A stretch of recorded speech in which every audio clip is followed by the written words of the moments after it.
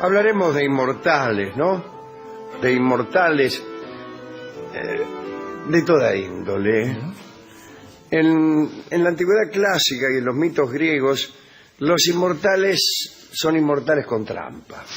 Son inmortales que han sido timados por los dioses. Inmortales cuya inmortalidad depende de una circunstancia que no es permanente. Tal, por ejemplo, el caso de Pterelao, que tenía entre todos sus pelos, discúlpeme, sí, uno de oro. Y el tipo iba a permanecer vivo siempre que no le cortaran ese pelo. ¿Y cuál cree que le cortaba? Bueno, Pterelao. Estaba también aquellos Alcioneo y Porfirión, dos señores que eran inmortales, pero en su tierra. O aquel novio de Selene, que pidió por su inmortalidad, no me acuerdo ahora cómo se llamaba, y le fue concedida la inmortalidad, pero ella se olvidó, qué terrible, se olvidó de pedir la eterna juventud. Entonces el tipo envejecía y se fue secando y achicando hasta que al final parecía una langosta y gritaba que lo mataba. Es el mismo caso de la Sibila de Cumas, ¿no? El caso de la Sibila de Cumas, que no era Selene. Estoy contando el caso de la Sibila de Cumas en mi torpeza. Ixión se afanó la ambrosía de los dioses. La ambrosía te hacía inmortal, pero no del todo ni para siempre. Fíjese qué raro. Claro, porque tenías que seguirla tomando. Claro. Pasaba lo mismo con las manzanas que comían los dioses del Asgard. Los hacían eternamente jóvenes e inmortales, pero tenían que seguirla morfando todos los días. Si dejabas de comerla, chao, a las manzanas, chao, loco. Entonces, es una inmortalidad en cuotas. En el momento de la pasión de Cristo, mientras el hombre recorre el camino del Monte Calvario, hay un zapatero o artesano que se halla en su tienda y viene ahí el Cristo, recibe la befa de la multitud. Está incluso Simón Cireneo, que le ayuda por un rato a cargar la cruz. Llegan a la casa de este ñato y el soldado que viene vigilando el asunto le dice: ¿por qué no le das un poco de agua con unas gotas de vinagre a este? Y el zapatero o artesano le niega el agua y le dice: andá, dice, tómatela. Y el hombre de la cruz le dice: yo ando porque debo morir, y tú hasta mi vuelta andarás sin morir. Lo maldice y lo condena a no morir nunca hasta la vuelta del Cristo. Y este hombre es el judío errante. Y se supone que todavía hoy anda este hombre sin morirse. Y se interpreta también esto como una duda filosófica, a ver hasta qué punto nuestras vidas no están movidas únicamente por la certeza de que habremos de morir. Otra historia de esta noche es menos noble pero más pintoresca y contiene novísimas noticias acerca de un viejo amigo de este programa, el conde Saint-Germain, quien también parecía sobreponerse a la muerte, ¿no? Pero bueno, esta vez no en virtud del cumplimiento de una maldición, ni por un don de los dioses, sino por haber descubierto una ciencia que le permitía perpetuarse. Textos de distinta índole han hablado del conde Saint-Germain. Aparece su nombre en archivos oficiales, papeles de Estado, informes confidenciales de algunos países de Europa. Aparece en la literatura, a veces con su propio nombre, otras con otro, qué sé yo. Oculto bajo la apariencia de un personaje de ficción.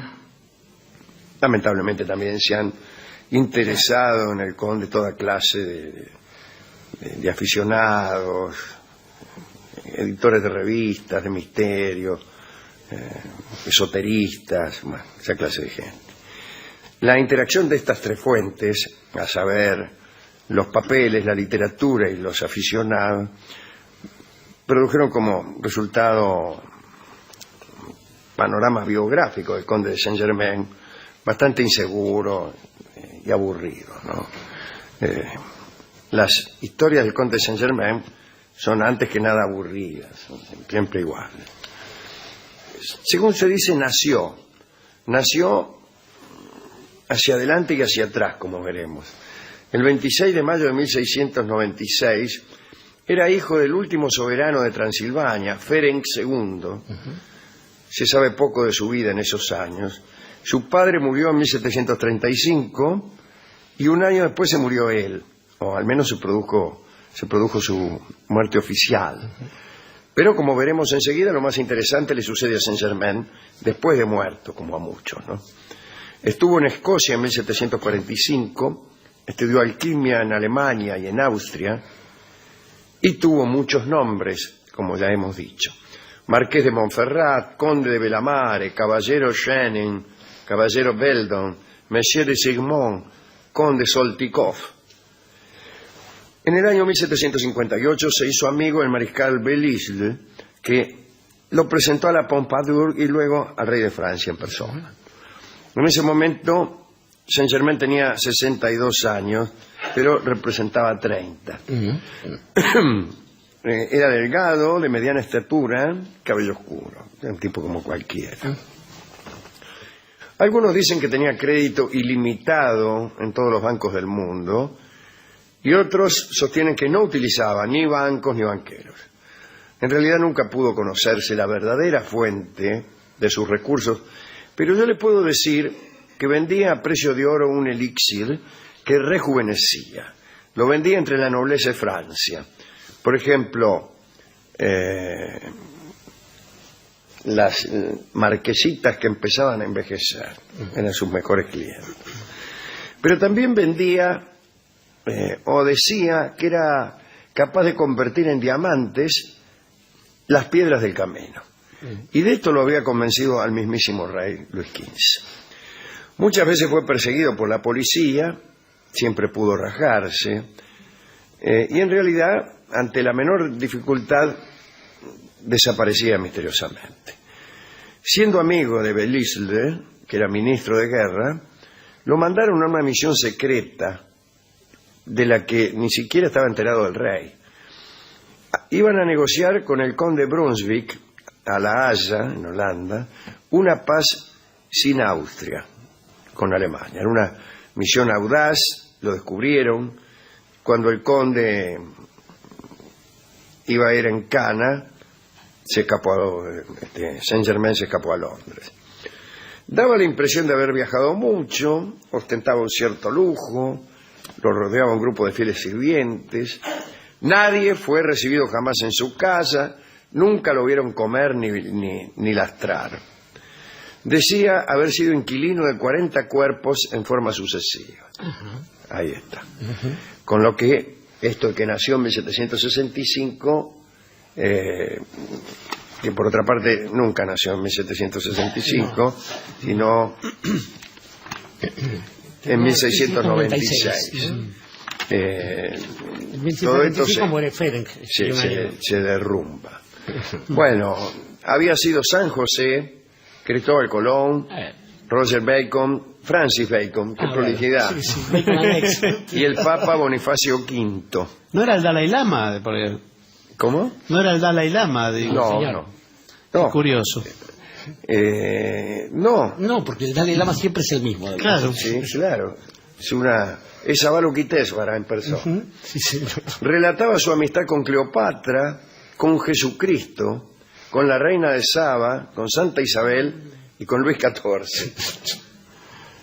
Veía, por ejemplo, un cuadro y preguntaba en forma casual: ¿sí, quién es este del cuadro? Y a alguien le decían: por cierto, es Jesucristo.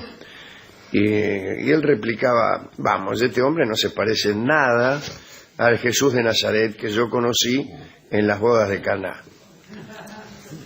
Está muy bien eso. Bueno, a veces confesaba que un líquido especial lo había mantenido vivo 1000 años y ese era precisamente el líquido que vendía a la gilada, ¿no? Era músico y compositor, tocaba el piano, el violín, cantaba con registro de barítono. Se le atribuye un aria bastante mediocre llamada La pérfida inconstancia. También pintaba y esculpía.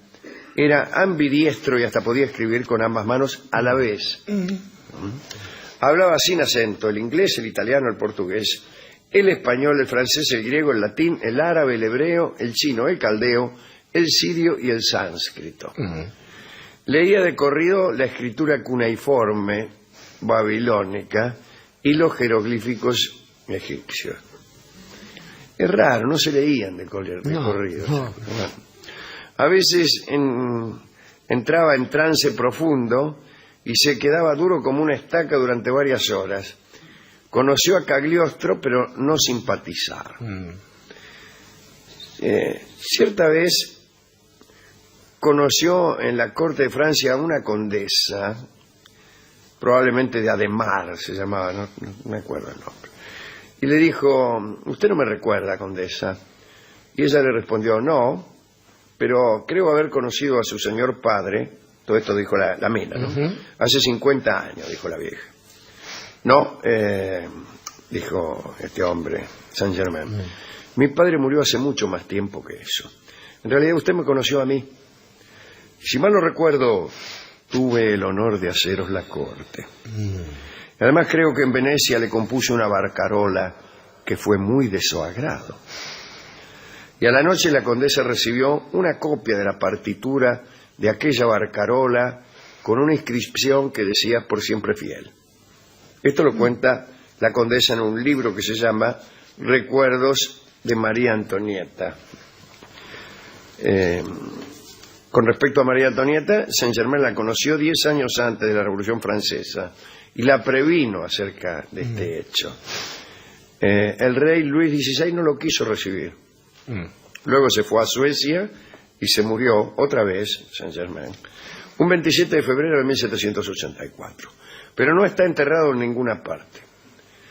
La condesa de Ademar dice haber recibido carta del conde unos 5 años después, en 1789. Una carta en donde le dice: «Mire, se avecinan tiempos tremendos, ya nada será como antes. Le pido por favor que vaya mañana a las 8 a la iglesia de los Recoletos».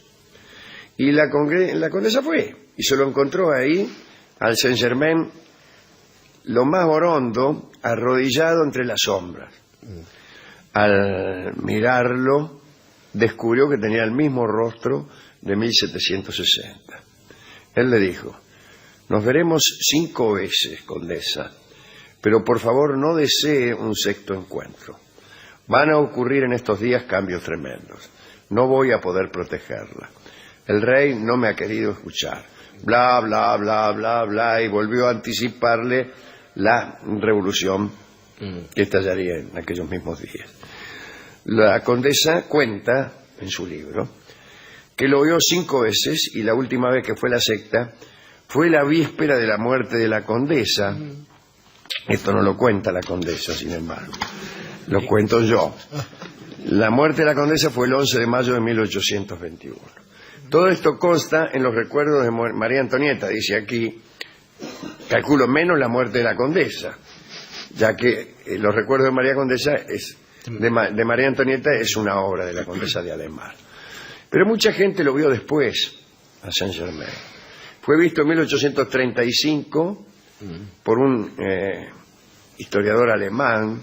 En 1845 lo vieron en la corte de Luis Felipe, y también hay testimonios de gente que lo vio en el Tíbet a fines de... Ahí tiene usted que decía del Dalai Lama. A fines del siglo XIX. Y en Roma en 1926. Hay un detalle intranquilizador. Resulta ser que este libro, Recuerdos de María Antonieta, supuestamente de la condesa de Ademar, no fue escrito nunca, tal cual sospechaba yo, por la condesa de Ademar, sino por un famoso falsificador. Yo me di cuenta cuando figuraba la muerte de la autora. Sí. Fue escrito por un famoso falsificador, que era un tipo que falsificaba textos de toda índole. Entre ellos, estos recuerdos de María Antonieta, escritos supuestamente por la condesa de Ademar, que jamás escribió una línea. Así que cabe desconfiar absolutamente, si es que la desconfianza puede ser absoluta. Sin embargo, hay más todavía. A ver. Los seguidores de Saint-Germain siguen editando folletos y opúsculos, le atribuyen la invención del tren y del barco a vapor. Bueno, dos bagatelas realmente para alguien que ha sabido completar hazañas mucho mayores. Y más si las hizo después de que se hubiese inventado la máquina de vapor de Watts, así cualquiera. Claro. Acá el oyente razonable hará bien en desconfiar de todos estos datos, pero no podrá evitar, como he escrito yo alguna vez, un deseo de que todo sea verdad. Por supuesto. Eso es lo que alienta a buena parte de las religiones, digo yo desde afuera, pero que cada uno sabrá. Pero claro. ¿Qué más quisiera yo que ser creyente? Justamente. Ni siquiera inmortal, sino creyente. Esto lo decimos a cada momento, incluso nos hemos convertido a varias religiones durante algunos días, pero después apareció algún hecho de la prosaica realidad que vino a desengañar. Es más, Alejandro, aunque parezca una broma más, hemos seguido la pista de algunas promesas extrañas de contacto con el más allá, con enorme decepción, sin ningún sarcasmo previamente, ¿no? Rogando que algo de eso fuera cierto. Y no. Y nunca funcionó. No, nunca funcionó. No me invitaron a eso. Hemos dejado pasar a los mormones, incluso. Y estábamos distraídos. Pero... Y ahora no, cada vez que tocan el timbre, me fijo primero. Y si son los mormones, no les abro. Aunque últimamente casi siempre son los testigos de Jehová. Sí. Están sacando clientela los mormones. Sí. O los recolectores de basura. Yo iba a decir algo tan inconveniente que mejor decirle que... ¿Sabe que hay dos datos curiosos también en medio de esto? Por siempre fiel, esto que en latín se dice semper fidelis, es el lema de la infantería marina y de varios cuerpos militares que juran ser siempre fieles y fieles hasta la muerte. Es raro para alguien que se pretende inmortal. La otra cosa en la que pensaba Alejandro es que los inmortales son parecidos a las bestias, a los animales, porque carecen de la noción del tiempo. Así decía Borges. Ser inmortal es baladí, todos los animales lo son. Claro, aun cuando no puedan después demostrar otra cosa. Pero además hay muchas formas de inmortalidad que están marcadas por la sospecha de que ahí hay algo raro. No volveremos a Gilgamesh, que vino tantas veces a este programa y que envidiaba a su amigo, no el suyo, sino el de él, Enkidu, que muere ahí con el toro ese sagrado. Pero fíjese, los muertos vivos, por ejemplo. Nadie quiere ser un muerto vivo por más que esa condición le garantice la inmortalidad. Muerto vivo, en rumano se dice no sferatu, o sea, no muerto. Y no sferatu no es otro que la condición que tienen los vampiros, que logran la inmortalidad merced a la ingesta de sangre. Sí, de sangre. Como Elizabeth Báthory. Es la condesa Báthory, una húngara pariente de Ferenc, sin ninguna duda. Había otros llamados inmortales que eran los soldados persas, ¿no? Los 10.000 inmortales. En realidad no eran inmortales, sino que se iban suplantando uno a cada uno que moría. ¿Qué es la forma de inmortalidad de los filósofos y de los que se conforman con bagatelas? Claro. Está también la prueba que citamos antes del Dalai Lama, que siempre es el mismo, y quién puede dudarlo si el bebé en que está encarnado el Dalai anterior elige los mismos juguetes que el otro tenía. Así, claro. Es fácil. Pensaba también en otro hombre que algunos sospecharon que era inmortal, pero duró 6 horas, nada más, que era Rasputín, que no se moría ni a palos. No, lo quisieron matar unos boyardos, unos nobles rusos que lo invitaron a beber y a tocar la guitarra en una casa, y lo envenenaron primero, le pegaron un tiro después, lo tiraron a un río helado más tarde, y no sé qué cosas le hicieron hasta que al final se murió. Sí. Pero los asesinos en determinado momento empezaron a creer que el tipo era inmortal. Y finalmente estaba pensando, Alejandro, que todos los dones divinos tienen condiciones, como hemos dicho con la sibila de Cumas o la cuestión de la ambrosía, y que finalmente, en realidad, ¿qué formas de inmortalidad uno conoce? Por ejemplo, esta relación con la juventud, usted lo ha dicho más de una vez. Cuando se es joven uno tiene la extraña osadía de creerse inmortal, frente al peligro, frente a las penas, frente a todo lo que sucede. En el momento cúlmine del amor, diría yo también. Ahí está, de eso le quería hablar, justamente. ¿Qué tal? ¿Cómo le va? ¿Qué va a ser una propuesta? Perdón, se molesta. En el momento culminante del cariño. No puede concebir la muerte. en ese momento. Pero dura tampoco.